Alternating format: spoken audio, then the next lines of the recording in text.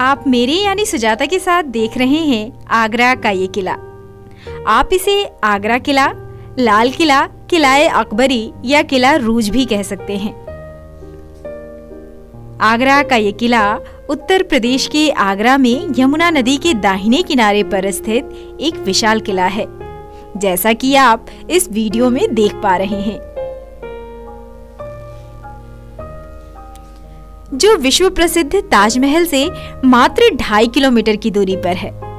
एक पूरे शहर को शामिल करते हुए इस भव्य संरचना का निर्माण वर्ष 1573 में मुगल बादशाह अकबर ने खुद किया था, जब आगरा को नई दिल्ली से हस्तांतरित कर दिया गया था।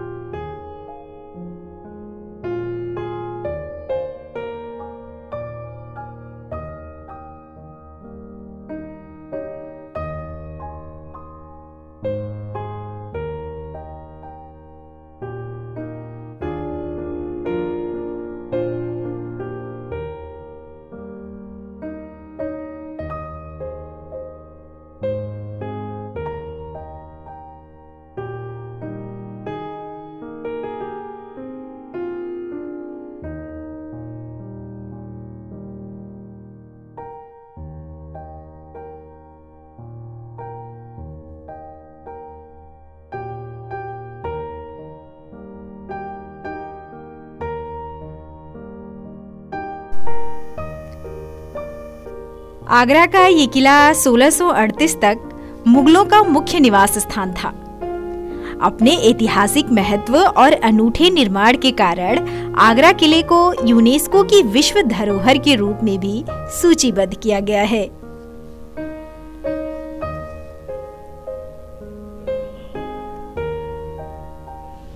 आगरा का ये किला मुगलों द्वारा निर्मित सबसे खास स्मारकों में से एक है और इसमें काफी भव्य इमारतें हैं। ये मुगल शैली की कला और वास्तुकला का एक आदर्श उदाहरण है।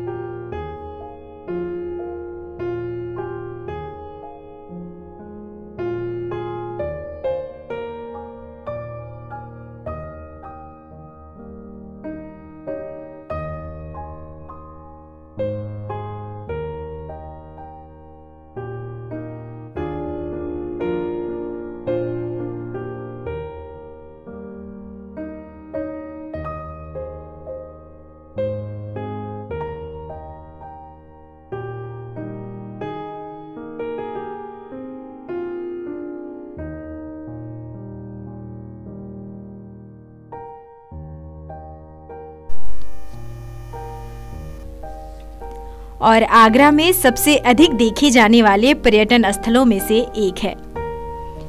विशुद्ध रूप से लाल बलुआ पत्थर से निर्मित किले के परिसर के भीतर पर्ल मस्जिद, दीवाने खास, दीवाने आम, मोती मस्जिद और जहांगीरी महल जैसे मुगलों के सबसे उत्तम वास्तुशिल्प हैं।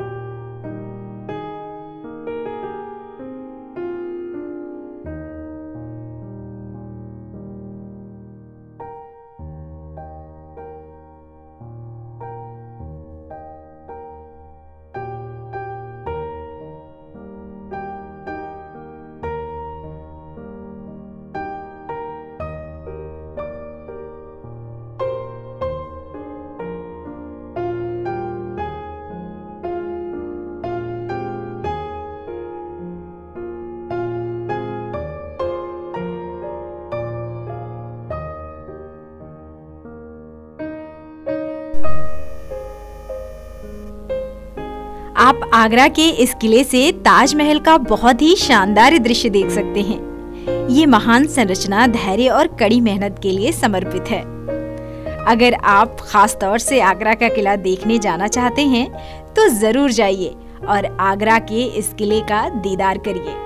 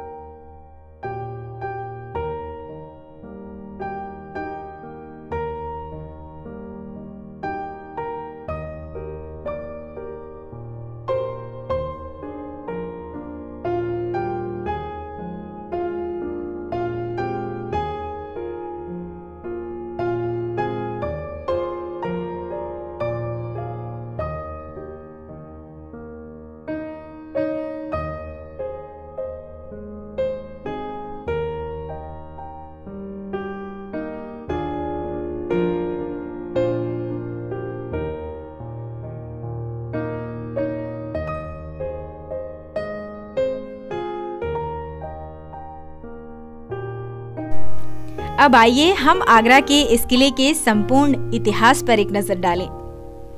आगरा कभी दिल्ली की राजधानी हुआ करता था। सिकंदर लोदी दिल्ली के पहले सुल्तान थे, जिन्होंने अपनी राजधानी को दिल्ली से आगरा हस्तांतरित कर दिया था।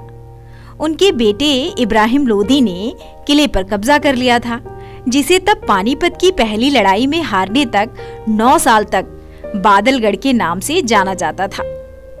जब बाबर ने अपने बेटे हुमायूं को आगरा भेजा तो उसने बादलगढ़ किले पर कब्जा कर लिया और एक विशाल खजाना जब्त किया, जिसमें प्रसिद्ध कोहिनूर हीरा भी शामिल था। 1530 में हुमायूं का राज्याभिषेक हुआ। शेरशाह सूरी को हुमायूं की हार के बाद मुगलों ने फिर से किले को खो दिया। वर्ष 1958 की बात है, जब अकबर आगरा पहुंचे तो उन्होंने शहर के महत्व को महसूस किया और आगरा को अपनी राजधानी बनाया। अकबर ने बादलगढ़ किले के अवशेषों को फिर से हासिल किया और इसे राजस्थान के लाल बलुआ पत्थर से पुनः निर्मित किया। 4000 बिल्डरों ने इस पर काम किया और 8 साल की अवधि के बाद इसे 1573 में पूरा किया गया। शाहजहां के जीवन के अंतिम समय में उनके बेटे औरंगजेब ने उन्हें किले के मुसम्मन बुर्ज में नजरबंद कर दिया, जहां से शाहजहां ताजमहल को देखा करते थे। 18वीं शताब्दी की शुरुआत में मराठों ने आगरा किले पर आक्रमण किया और किले का स्वामित्व कई बार बदल गया। 1761 में अहमद शाह अब्दाली के हाथों पानीपत की तीसरी लड़ाई में उनकी हार के बाद उन्हें निर्णायक रूप से अगले 10 वर्षों के लिए क्षेत्र से बाहर कर दिया गया था। महादजी शिंदे ने वर्ष 1885 में आगरा के किले को पीछे छोड़ दिया और 1803 द्वितीय एंग्लो मराठा युद्ध तक मराठाओं ने अपने शासनकाल को तब तक कायम रखा जब तक वो इसे अंग्रेजों से हार नहीं गए। ये किला 1857 के भारतीय विद्रोह के दौरान एक लड़ाई का भी स्थल था, जो भारत में ब्रिटिश शासन के प्रत्यक्ष शासन की एक सदी के साथ आया।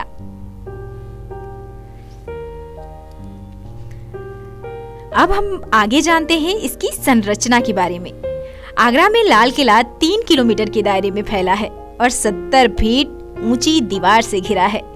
दीवारें लाल राजस्थान से लाए गए बलुआ पत्थर से बनी हैं और वे सभी दिशाओं से किले को पूरी तरह से घेरे हुए हैं। किले के चारों तरफ 4 मुख्य द्वार हैं। इनमें से एक द्वार को खिजरी गेट के नाम से जाना जाता है और ये नदी के सामने की तरफ खुलता है। वर्तमान में किले में 2 दर्जन से अधिक स्मारक हैं। अकबर के इतिहासकार अबुल फजल का कहना है कि बंगाली के साथ साथ यहाँ गुजराती शैली में 5000 इमारतें बनाई गई थी, लेकिन अब वे इमारतें गायब हो गई हैं। किले के 4 द्वार हैं, जिनमें से एक द्वार नदी के तट पर खुलता है, जहां सम्राट इन घाटों पर स्नान करते थे।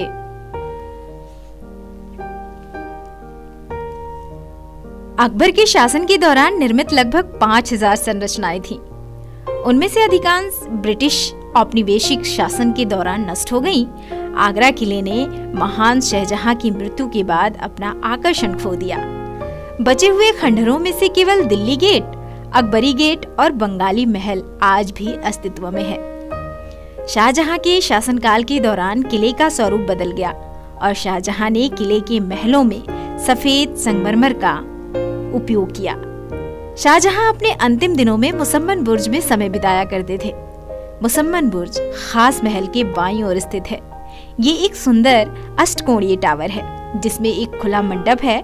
कहा जाता है कि शाहजहां इसी स्थान से ताजमहल को देखा करते थे। जब अंग्रेजों ने आगरा किले का स्वामित्व संभाला तो किले में बहुत अधिक परिवर्तन किए गए। उन्होंने राजनीतिक कारणों का हवाला देते हुए और बैरकों को बढ़ाने के लिए ऐतिहासिक महत्व के साथ कई संरचनाओं और संपादनों को नष्ट कर दिया। जो संरचनाएं जीवित रहने में कामयाब रहीं, वो मुगल वास्तुकला की वास्तविक जटिलता और कारीगरी का प्रदर्शन करती हैं।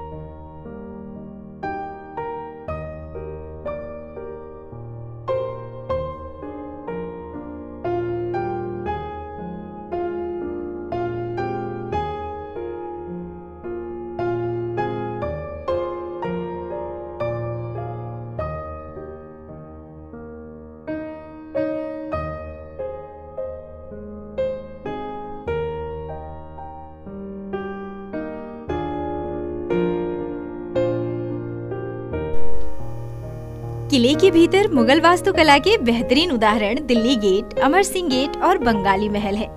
ये संरचनाएं न केवल मुगल वास्तुकला का प्रतिनिधित्व करती हैं, बल्कि अकबरी वास्तुकला के भी बेहतरीन उदाहरण हैं, जिन्हें इंडो इस्लामिक वास्तुकला के रूप में भी जाना जाता है। इन संरचनाओं के बीच दिल्ली गेट को इसकी कारीगरी और स्थापत्य कला के लिए सबसे प्रमुख माना जाता है। आज भी इसे अकबर की उत्कृष्ट कृति के रूप में माना जाता है। आगरा किले की वास्तुकला से जुड़ी एक दिलचस्प बात और भी है। कहा जाता है कि किले के शाही कमरों को इस तरह से बनाया गया था कि वे गर्मियों के दौरान भी ठंडे रहें। आगरा किले का ऐतिहासिक और सांस्कृतिक महत्व कई महत्वपूर्ण संरचनाओं को अपनी सीमा में रखता है। उनमें से कुछ हैं जहांगीरी महल। आगरा के किले में अमर सिंह द्वार से प्रवेश करते ही सबसे पहले जहांगीर महल नजर आएगा। जहांगीर अकबर का बेटा था और वो उसके पिता के बाद मुगल साम्राज्य पर शासन करने के लिए अगली पंक्ति में था। जहांगीर महल को अकबर ने एक महिला क्वार्टर के रूप में बनाया था और उसका निर्माण उसकी पसंदीदा रानी जोधाबाई के कक्षों से किया गया था। इसके आगे आता है खास महल। आगरा किले में एक और महत्वपूर्ण संरचना खास महल है, जिसके निर्माण में हिंदू रूपांकनों के स्पर्श के साथ कुछ शास्त्रीय फारसी और इस्लामी प्रभाव हैं। यहाँ सम्राट आराम करते थे। इसकी अनूठी विशेषता संगमरमर की सतह पर इसकी खूबसूरत पेंटिंग है। अब हम बात करते हैं मुसम्मन बुर्ज की।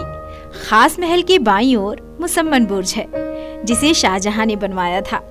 आकार में अष्टकोणीय इस टावर में एक खुला मंडप है, जहां सम्राट खुली हवा का अक्सर आनंद लिया करते थे। ये वो जगह थी जहां शाहजहां ने अपने अंतिम दिन बिताए थे, जहां से वो अपनी प्यारी पत्नी की कब्र ताजमहल को देखा करते थे।